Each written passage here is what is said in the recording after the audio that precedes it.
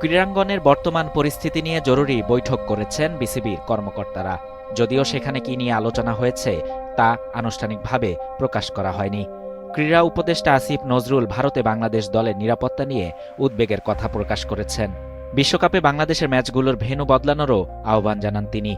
সবকিছুরই সূত্রপাত ঘটে মোস্তাফিজকে কলকাতা দল থেকে বাদ দেওয়ার পর।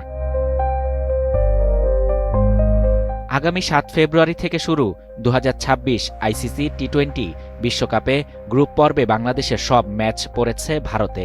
শ্রীলঙ্কায় ম্যাচ থাকলেও টাইগারদের গ্রুপ পর্বের কোনো ম্যাচ সেখানে নেই। ভারতীয় ক্রিকেট বোর্ড বিসিসিআই জানিয়েছে, হাতে অল্প সময় থাকায় ভেন্যু পরিবর্তন কার্যত অসম্ভব। বিসিসিআইয়ের একটি সূত্র ভারতের গণমাধ্যম এনডিটিভিকে জানায়, কারো খামখেয়ালিপনার বশে হুট করে ম্যাচ বদলে দেয়া যায় না। এটি একেবারে লজিস্টিক দুঃস্বপ্ন। প্রতিপক্ষ দলগুলোর কথা ভাবুন, তাদের বিমান টিকিট, হোটেল সবই বুক করা। প্রতিটি ম্যাচের দুটি দলের পাশাপাশি সম্প্রচার দল ও সময়ের বিষয় জড়িত। সেটি মনে করিয়ে বিসিসিআই সূত্রটি আরও জানায়, প্রতিদিনই ৩টি করে ম্যাচ রয়েছে, যার অর্থ একটি ম্যাচ হবে শ্রীলঙ্কায়।